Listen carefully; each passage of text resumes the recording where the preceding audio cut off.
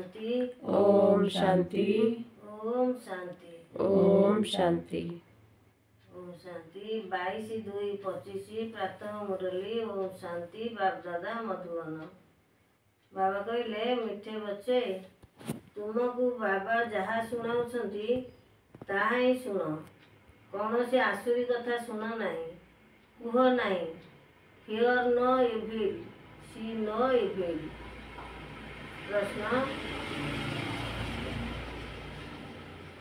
प्रश्न रे बाबा कहले तुम मानक बाबा द्वारा क्यों निश्चय हो जाइछि। उत्तर बाबा तुमको निश्चय कराउछंती कि मु तुमर बाबा टीचर सद्गुरु भी अटे।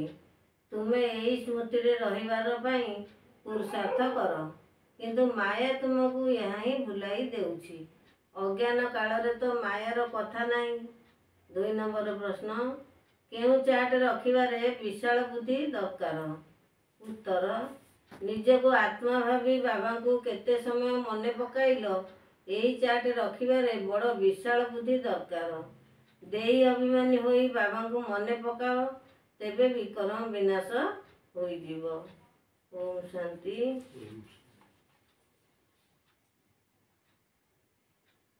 मिठे मिठे सिकिलते बचपति माता पिता बाप दादा का याद प्यार और मनमोही नमस्ते। हम बच्चों की बाप दादा माता पिता को याद नमस्ते नमस्ते शुक्रिया। धारणा पाई मुख्य सारांश 1 रे यही आसुरी छी छी दुनिया रु निजर आखि बंद करी नेबा उचित।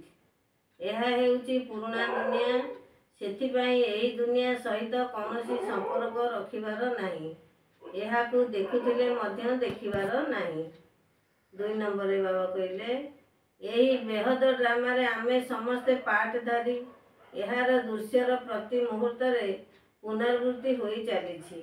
जहाँ अतीत होई जाइछि ताहार पुणी पुनरावृत्ति हेबो। यह को स्मृति रे रखी प्रत्येक कथा रे पास हेबाकू पड़िबो, विशाल बुद्धि हेबाकू पड़िबो। वरदान रियलिटी अर्थात वास्तविकता द्वारा रॉयल्टी अर्थात राजकीयतार प्रत्यक्ष रूप देखाउथिबा साक्षात्कार मूर्त हुआ। विस्तार एबे एभली समय आसीबाकू जाउछि जहाँकि प्रत्येक ब्राह्मण आत्मा प्रत्यक्ष रूप रे निजर रियलिटी द्वारा रॉयल्टी साक्षात्कार कराइबे। कारण प्रत्यक्षता समय रे मालार दानार नंबर एवं भविष्यत राज्यर स्वरूप उभय प्रत्यक्ष हेबो। एबे जेउ भली परस्पर सहित रेस करू करू किछिटा रिस अर्थात ईर्षा रूपक धूलीर परदा चमकुथिबा हीरागुड़ी को लुचाई देई थाए। अंतिम समय रे एही परदा हटिजिब, पुणी लुचि जाइथिबा हीरा निजर प्रत्येक संपन्न रूप रे परिचित हेबो। राज परिवार रे सदस्य माने एबेठारु ही निजर राजकीयतार प्रदर्शनी करिवे, अर्थात निजर भविष्यत पद को स्पष्ट करिवे।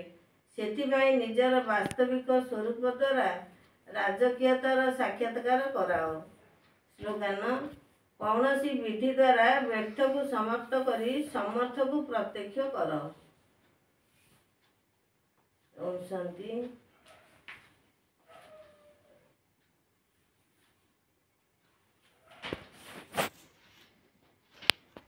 अव्यक्त इशारा निज शक्तिशाली मनुष्य द्वारा सकाश देवार सेवा कर।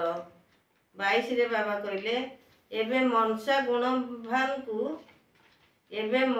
गुणवत्ता को बढ़ाओ, तेबे गुणवान आत्मा माने समीप को आसीबे। एथिरे डबल सेवा हेउची निजर एवं अन्य मानकर मध्य। निज पाई अलगा परिश्रम करबाकू पड़िबो नहीं। प्रारब्ध प्राप्त होईची यही परिस्थितिर अनुभव हेबो।